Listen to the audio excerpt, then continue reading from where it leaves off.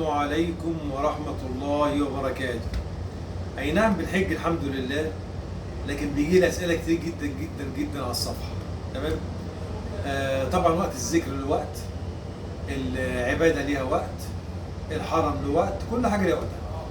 إنما النهارده عشان أقول لواحد لا معلش أنا مش فاضي وأقعد حوالي 25 سنة 25 يوم ما أردش على حد، طبعا كده ما ينفعش. لازم أرد على الناس، ولازم في حاجات مهمة جدا أتكلم عنها عشان الناس تفهم ايه حاجات مهمه جدا في الحياه. بادئ زي بيت، زي ما ناس كتير جدا بيقول لازم السباكين اللي هيشتغلوا في المهنه يكونوا مؤهلين لذلك، انا برضو بقول لازم المهندسين اللي هم الصغيرين اللي طالعين، شفتهم على الصفحه عندي، بشوف على الصفحات يعني، تمام، من خلال الفيسبوك، بشوف انهم اصلا ناس غير مؤهله. يعني النهارده تجيب مهندس مثلا فاتح مكتب بقاله 20 25 سنه، تساوي الرؤوس بينه وبين مهندس لسه متخرج بقاله سنتين، يجي سارق له كام صنايعي من المكتب ده والمكتب ده. انا بسميها سرقه. النهارده شغال مع الباشمهندس فلان، دخلت المكتب بتاعه بتشتغل، بتقابل الاسطى فلان والاسطى علان والاسطى التريتان، تاخد ارقامهم عندك من ورا صاحب المكتب، وتروح طالع واخد لك شقه، تمام، وتجيب الصنايعيه دي حلوين مش حلوين، والصنايعي فلان ده بيجيب معاه صنايعي تاني، تاخد تليفونه عشان يبقى عندك سباكين، 2 سباكين، والصنايعي بتاع المبلط يجيب صنايعي تالت بتاخد تليفونه. ليه؟ بيعملوا ايه الناس دول؟ بيقلبوا المعلمين الكبار ويشتغلوا مع الصبيان عشان يشتغلوا باليوميات، ودي كارثه. انا طول عمري كسامي جد الله 46 سنه في المهنه بلم بلاوي النوع ده من المهندسين. يبقى الناس الاكابر شغالين شغل 10 على 10، مثلا يقول الشقه هاخدها مثلا ب 100,000، يجي ده يقول لك لا هناخد منك الشقه ب 50,000، يقول لك يلا يا باشمهندس خش، يخش بقى معاه شويه الصبيان دول يخربوا الدنيا وكالعاده، والكلام ده معروف والناس كلها عارفاه. ليه؟ ناس مش مذاكره، ما ذاكروش، عايزين يكسبوا بسرعه على دماغ العميل. وياما عملاء داعت عليهم اقسم بالله العظيم وانا في مكه، اقسم بالله العظيم وربنا يسالنا على السؤال على الحلفان ده، ياما ناس داعت على مهندسين قدام عيني انا، الباشمهندسه فلانه والباشمهندسه علانه، وكثير ما هم.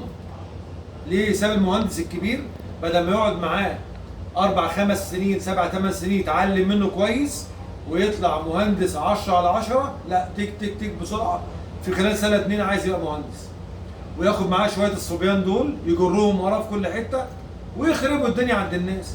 ياما رحت لميت وراهم مشاكل في شقق، وياما لميت مشاكل وراهم في عماير وفيلات بالاكتر، ورايح حاج سامي يحل مشاكل. انا بفضل ربنا عز وجل مني طول عمري معجوك في السباكه من اول KG1 وانا في السباكه، بفضل ربنا عارف كل حاجه، بفضل ربنا مش كل حاجه، وما اوتيته من العلم الا قليل، بس قليل غالب مشاكل السباكه بفضل ربنا عندي حلها. انا عندي النهارده اتكلم عن مشكله مهمه جدا جدا من ضمن المشاكل الاوليه في حياتنا، تمام. الناس اللي بتركب والمهندسين بالذات اللي بيركبوا، الكلام ده مهندسين يسمعوه، وانا عارف في ناس متابعيني المهندسين، عارف، ولا بيعلق ولا بتاع، بس متابعني ومستخبي، مش مشكله عندي، بس اتعلم علشان ما تخربش بيوت الناس. لما تركب الحوض النهارده السمارت ابو زراير ده، تمام، كل اللي بيركبوه كلهم غلط. مين اللي بيتكلم؟ بفضل ربنا عز وجل لوحده، المعلم سامي جد الله. كلهم غلط. ليه يا عم سامي؟ ايه الغرور ده يا عم سامي؟ يا عم انت مالك؟ انا مغرور ما بفهمش مش عارف، انت مالك؟ انت خد مني المعلومه ومالكش بقى باي كلام تاني. ليه كلهم غلط؟ صلى على النبي عليه السلام. النهارده لما تقول كل الجماعه اللي بيركبوا الحوض السمارت ابو زراير، او الخلاطات الغاليه جدا دي، او خلاط الدش اللي جوه الحيطه اللي هو الدفن، تمام، حضرتك لما ما تعملش فلتر تصفيه وانت بتركب الحوض ده انت بتاذي العميل. هات يا عم اي فلتر لو صيني، حتى لو صيني، هات فلتر تصفيه ماشي يصفي معاك، او تنقيه، يعني دي شمعه تنقيه، في شمعه تانيه تصفيه. ليه؟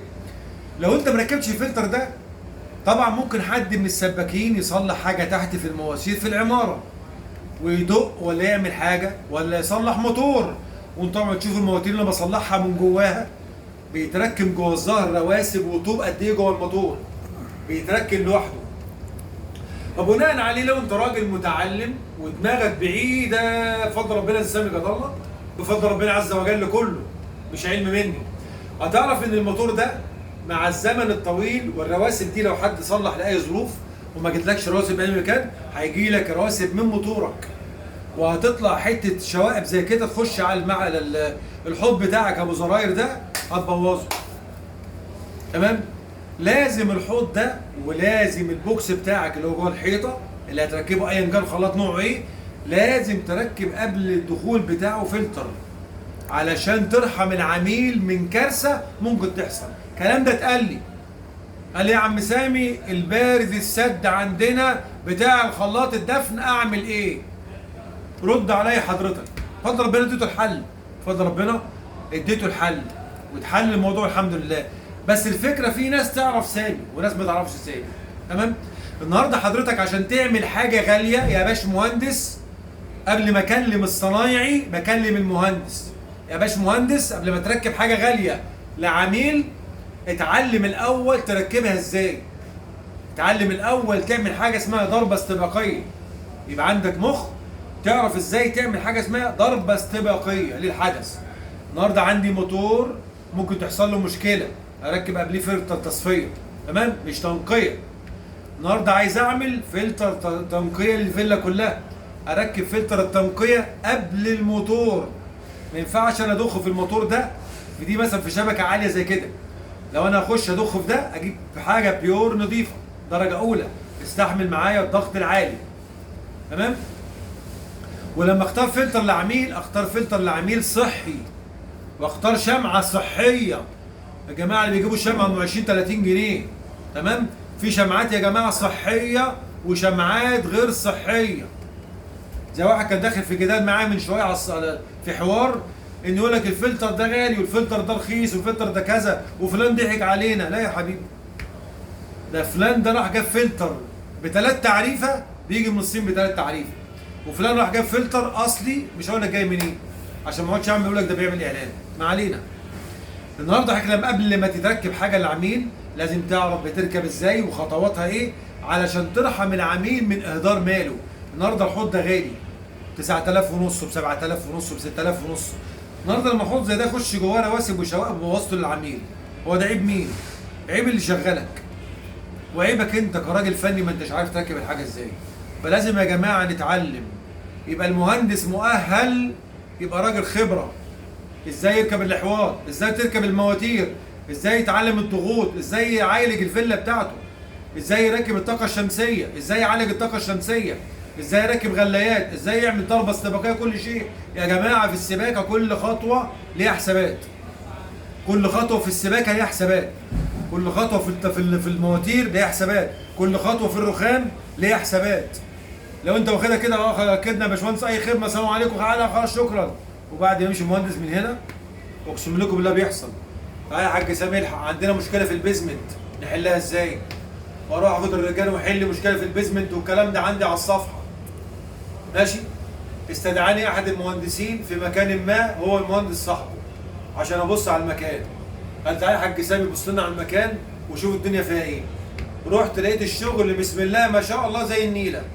قلت له الكلام ده لازم يتكسر وتعمل 1 2 3 4. قال لا ما اقدرش اكسر انا مش عارف. ما هو مهندس بقى يعني مهندس يا حبيبي. افهم مهندس يا باش مهندس، افهم يا حبيبي. احنا معكوكين في المشاكل، فلما اقول لك دي هتعمل مشكله تسمع الكلام. هو يقول لي انا ما اكسرش.